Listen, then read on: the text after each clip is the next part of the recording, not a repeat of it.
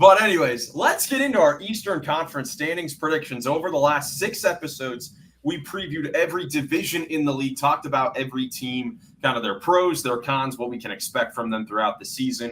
And now in these next 2 episodes, we're given the conference predictions. So we are putting all these teams up against each other as far as the regular season goes and trying to make our takes and predictions for next season. I'm trying to remember if last year there were any egregious takes in the Eastern Conference that went wrong. I don't think so. I think the only big one. Maybe besides like anybody predicting the Sixers to finish top 3. With the Sixers at 3 for you, Nick? Yes. Sixers. Correct. Yeah. Well, now we're another year more experienced with the podcast. This is our 3rd season of doing the standings predictions. So we'll see if we've gotten any smarter since we started 2 seasons ago. So let's start up from the bottom up here. I'm very excited to see where this goes because I feel like there could be a lot of parity in this conference because, again, it's pretty wide open with all the injuries. So let's start off with the 15th seed in the Eastern Conference. Joey, who's the worst team in the East? GFF. The garbage fire franchise, the Brooklyn Nets. And I know we talked about the pre-pod like some of us did, win totals or not, but I don't even have them winning 15 games this year. That was the bet that you kind of mentioned in the last episode. And I'm sticking by it. Nick, do you also have the Nets at 15? I do have the Nets at 15, yes. I do, and Ben does as well. So across the board, the Brooklyn Nets are number 15. They're going to have less wins than they are ranked in the standings. Dude, Brooklyn. I mean, we talked about it with their video or with their team. I mean, we were just laughing the whole time. But I do think that they are doing the right thing. You know, the roster, it is going to be very comedic to see what happens with Cam Thomas and Michael Porter leading the way with all the rookies. So, yeah. Interesting strategy. Interesting strategy is what we went with. Yeah, interesting strategy, and it will help them lose a lot of games. So this makes perfect sense for them in the standings. 14th seed, Ben and I also had the same thing. This is where we put the Wizards. We had the Washington Wizards at number 14. I did not. Boo. Joey's got Charlotte. I have the Charlotte Hornets there. I remember we talked in our preview video, the last one, that like their win totals, I had flip-flopped, and I kind of believe it. That's what I think is going to happen. I think Hornets are going to be barely a 20-win team. Well, we did talk about it. We can talk about it, like summary about what we talked about. The Hornets don't have anybody who's learned how to win. They're led by LaMelo Ball, Brandon Miller, Concanapple, and they really don't have any experience in winning. And the whole organization, we talked about like learned helplessness, where you just kind of like accept defeat.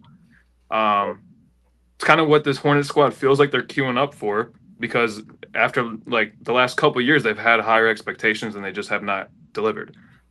And that is becoming a trend. Meanwhile, the Wizards, like we talked about, are bringing in some vets. They're trying to fend off that culture oozing into like their younger generation of players. So they're definitely like from a managerial point and like culture and morale, I think they're ahead. I just have some faith in LaMelo and Brandon Miller to like stay on the court and hopefully get them some wins this year. I only have in my predictions here, I got the Hornets at 25 and 57, which is I think they were 27.5 for their over under, and I took the under. Yeah, I don't remember. The Wizards were 20. They were a lower win total, and I took the over on them. But I still think the Hornets are going to finish higher. Yeah, I think the Hornets will finish higher because they do have stars at the top that can still win games, and they are more talented across the board, and they should hopefully have some sort of progression with winning. But I definitely love where the Wizards are going. I love their direction a lot more than the Hornets right now because of all the vets and the defenders that they have growing up there. But they are definitely still at the phase in their rebuild where they're looking for their face of the future, the face of their franchise that they can get through the draft. And we'll see, man. We'll see and I'm very interested to see at the bottom of the standings for both conferences this season if the lottery results from the last 2 seasons, but particularly last year, will have any effect on the tanking from these 3 teams at the bottom in the East this year and then the Jazz in the West. Considering that a bunch of good teams got the top of the draft last season with the Mavericks getting the number 1 pick. So, I wonder if that'll have anything to do with how teams will try to play things out. You're insinuating that it might not be in their best interest to be the lowest seed.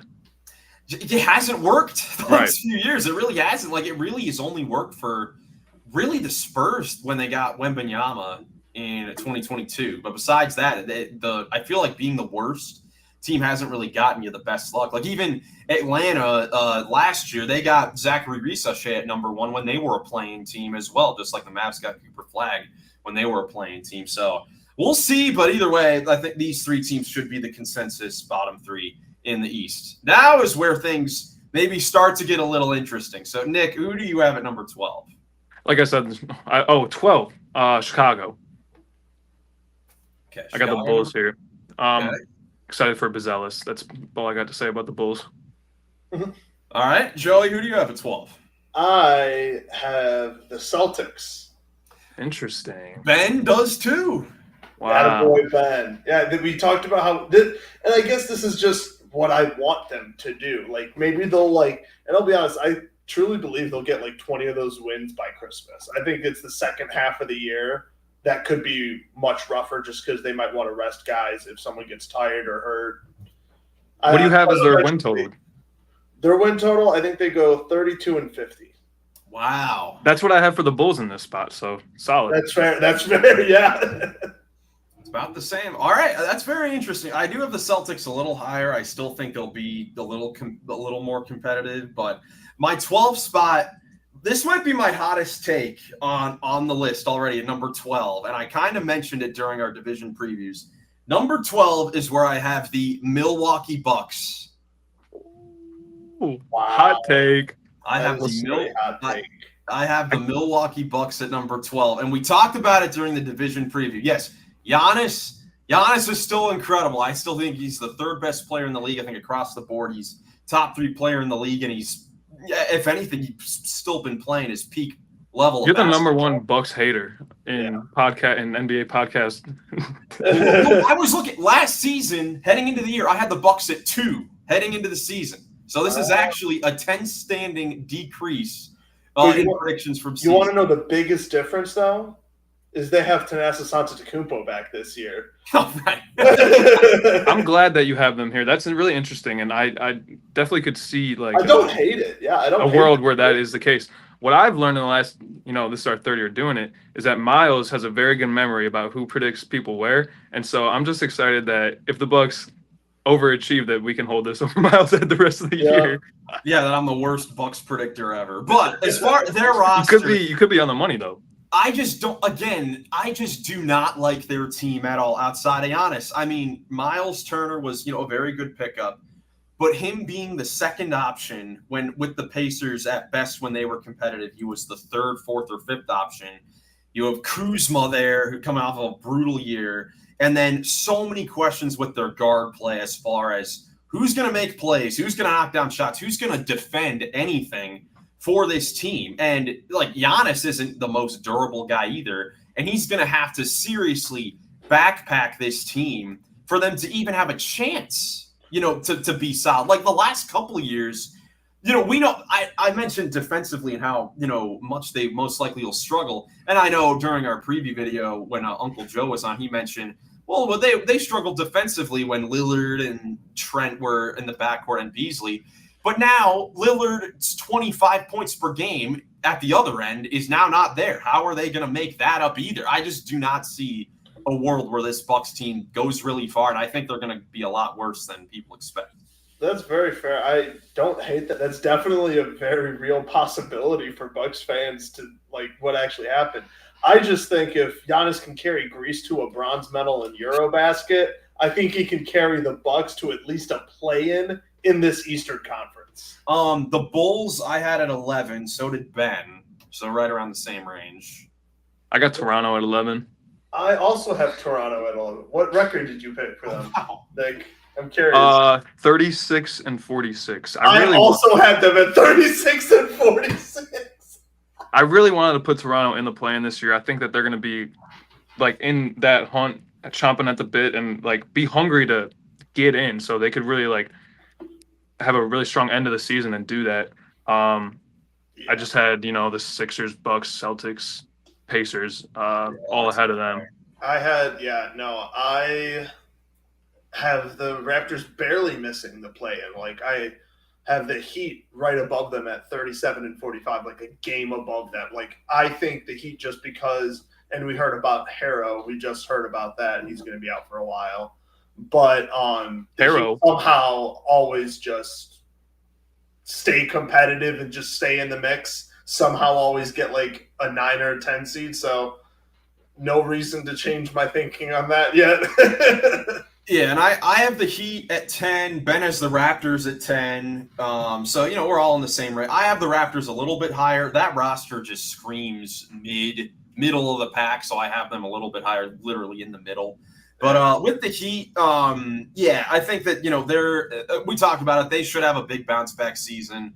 Last year was just really weird with the whole Jimmy Butler thing over their head, both when he was with the team and then really appeared like it was still over their heads after he was traded away, because they just seemed to play a lot worse besides the 2 playing games. But I actually think with the Hero injury, obviously it's going to be difficult for them to overcome that because he's such a great offensive player. But I feel like there is a world where they don't take that much of a step back to begin the season with him out, because we talked about it with this team, the backcourt with Hero and Powell. There were questions defensively with those two in the backcourt. I think Powell is a solid defender, but I don't know if you want him to be the best perimeter defender in your backcourt. But now that Hero is out, Davion Mitchell can now be the starting point guard. He did a great job for the Heat last season. He can be on the opposing best guard. And early in the season, one of the steals of the draft, Kasparis Yakushonis, will get a chance to be the immediate backup point guard right at the start of the season. So I think there's a world where, yes, they get a little worse offensively, but I think that it may not be as big of a drop-off as you would think when you say that, all right, you just lost an offensive star there with the Heat. Plus, he's a guy that like can pretty seamlessly kind of get back into the mix when he comes back from injury. I mean, he's a pretty plug-and-play guy, pretty plug-and-playable player type. The other thing is with Tyler Hero, we talked about in the last episode, we really like their starting 5. And then you got, Mitchell, Jovic, and you said Yakushonis. Like, the roster has a couple, like, 6-man sort of role candidate guys. But after their top 5, a couple of solid bench guys as well. I think I have the Heat higher than you guys. Interesting. Okay, so who do you have at 10? That's where I put Philly, the wild card of the East, All sneaking right. into my play-in. I have no idea what's going to happen out there in Philly, but we all seem to think that they can at least make the play-in. With Joel on the court, they should be able to accomplish that. Yeah. Feel it, yeah. Yep, I've got them higher for sure. I think Me Ben too. does too. Me too.